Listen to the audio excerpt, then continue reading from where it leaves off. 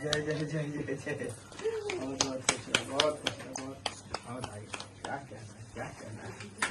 वाह भाई बहुत सुंदर। बोलो स्वामी जी महाराज की जय, संत भगवान की जय। तो वहीं वेट करेंगे। ये हरि नारायण जी बाबा जी जी अमृतसर से, पंजाब से।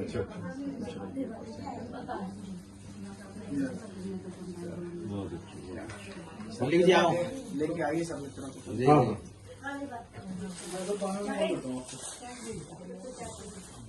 हो मेरे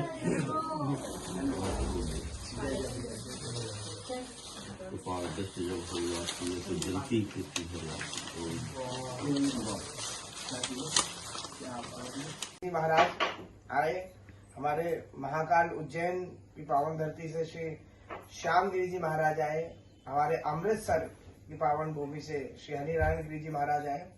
तो देखिए संजय भैया का सदैव ये रहता है कि संत वहां आ जाते हो तो यहाँ खींच के ये ले आते हैं कि लोगों को दर्शन हो जाए, कुछ सत्संग हो जाए।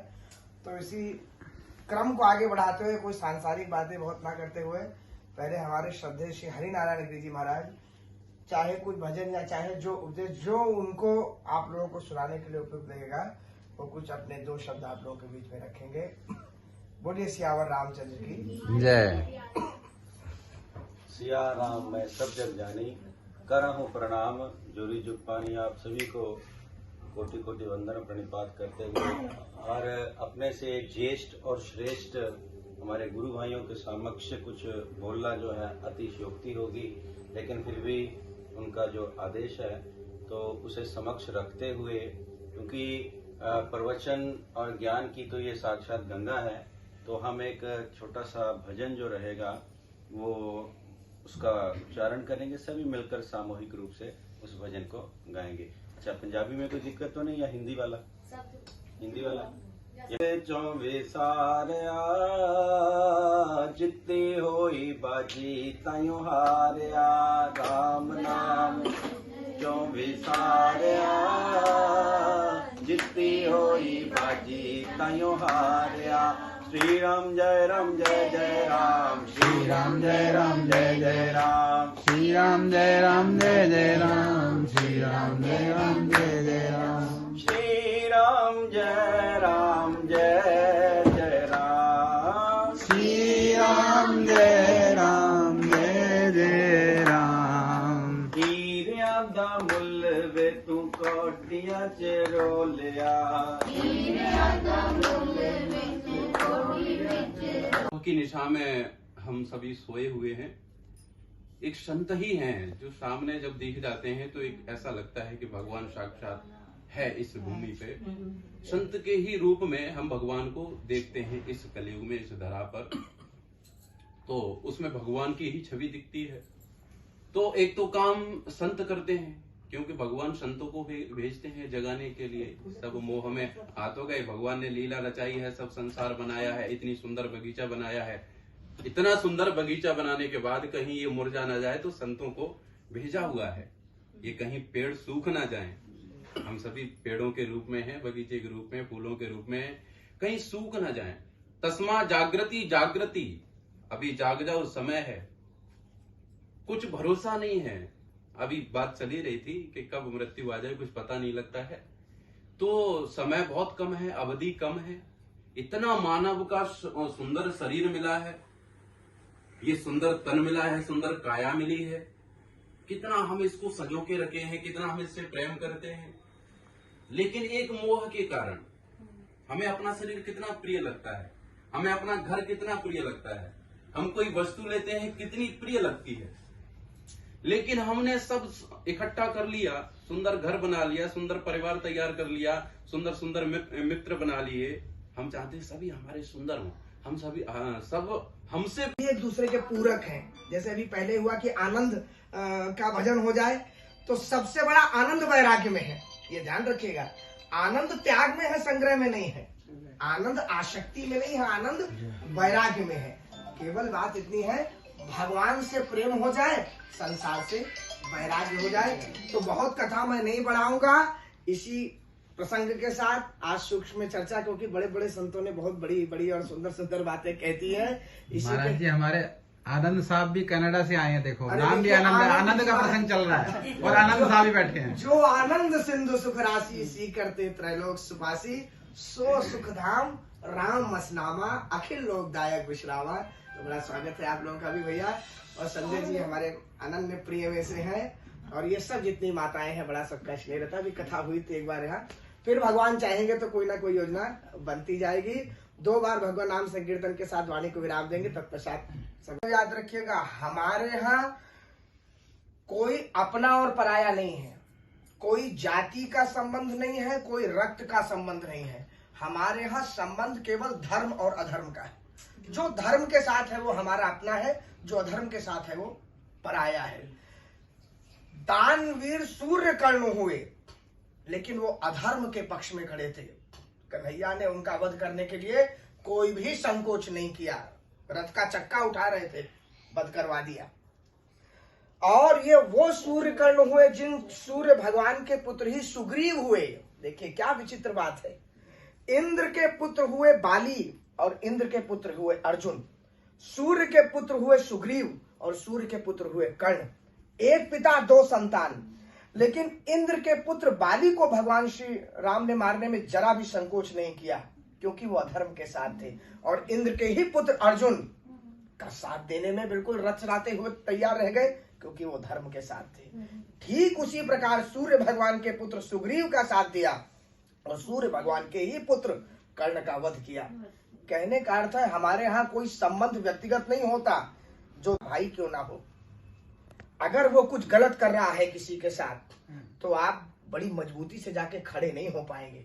उसको कमरे में कहेंगे कि भाई तू गलत कर रहा है, मैं कैसे जाकर के तेरी पक्ष ले लूं। तो गोस्वामी तुलसीदास जी महाराज ने कहा आप पहली ऐसी नहीं है देवी, क्योंकि तजो पिता प्रहलाद विभीषण बंधु। विभीषण ने अपने भाई को त्याग दिया और यही कहा कि देखो भैया ऐसा है, आप भी चलो उन्हीं राम जी के पास, मुझे मारते हो तो मारो, कोई उसमें मुझे दुख नहीं है। तुम पितु सरिस भले ही मोहि मारा, राम भजे हितनाथ तुम्हारा। अरे प्रभु चलो मेरे साथ, आप भी चलो, मेरे पिता के समान हो आप, लेकिन भगवान की शरण में चलो, या धर्म मत करो। लेकिन नहीं माना, विभीषण त्याग के चल दिए अपने भाई को। बंधु भरत महतारी, और भक्त शिरोमणि भरतलाल जी महाराज ने अपनी माता केकई तक का त्याग कर दिया।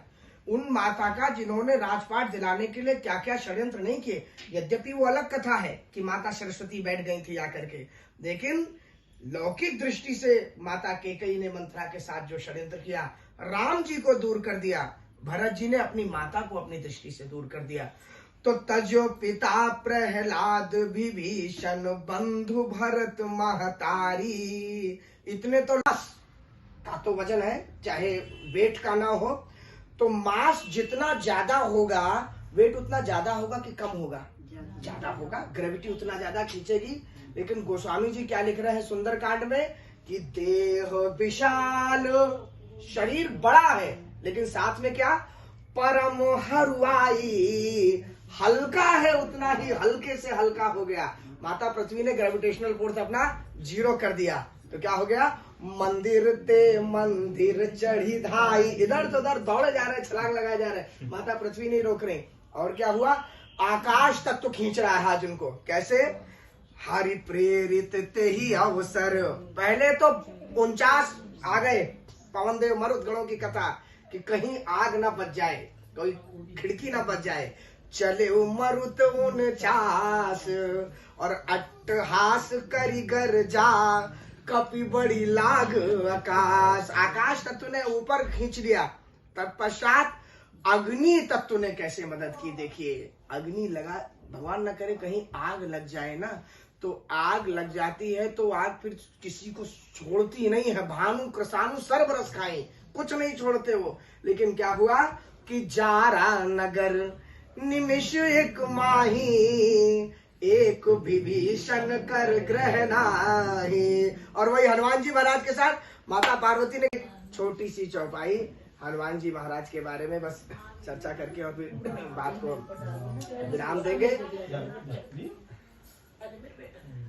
देखिए हुआ क्या, जब हनुमान जी महाराज रावण की लंका में रावण के सामने पहुंचे, तो रावण के सामने जब पहुंचे तो हनुमान जी ने बड़ी विनम्रता से बात की कि रावण समझ जाओ, अभी भी मौका है, तुम जैसा विद्वान यदि भक्त बन जाए, अभिमान त्याग दे तो क्या से क्या नहीं हो सकता। लेकिन अभिमानी व्यक्ति किसी की सुनता नहीं है। तो हनुमान जी महाराज से रावण ने क्रोध में आके कहा कि ऐसा है कि तू देख, तेरी मृत्यु तेरे सामने खड़ी हुई है और तू इस प्रकार की, जब क्या होता है, जब मृत्यु आ जाती है तो सन्निपात रोग होता है, माने व्यक्ति कुछ भी अगड़म सबड़म बोलने लगता है, जिसकी मृत्यु बहुत निकट आ जाती है। तो बोले मृत्यु निकट आई खल तोई और लाग सी अधम सिखावन मोही। अरे तुम इस प्रकार की बातें मुझे सिखा रहे हो, तुम्हारे मृत्यु सामने, तुम्हारे पीछे आ गई है निकट। तो हनुमान जी ने कहा निकट आ गई है लेकिन दिख नहीं रही है, कहीं कहाँ है ये तो बताइए। तो रावण ने कहा कि पीछे देखिए, पीछे दिख जाएगी आपकी मृत्यु। तो पीछे देखा तो बड़े बड़े राक्षस, कोई तलवार, कोई भाला, कोई मशीन राइफल सब लेकर के खड़े हुए थे। तो हनुमान जी ने कहा अच्छा मेरे पीछे खड़ी है ना। आज नहीं जा सकता, किसी के पास धन नहीं है, किसी के पास समय नहीं। तो भगवान ने संतों को एक कार्य दे रखा है, तुम घर घर जाके तीर्थ रूप में सबको दर्शन दो, सबको मार। संत समागम हर कथा सु तुलसी दुर्लभ दो, सुत दारो लक्ष्मी पापी के घर हो। बड़ी कृपा होती है जिसके घर सुनता आ जाता। प्रसाद बना दो। मैं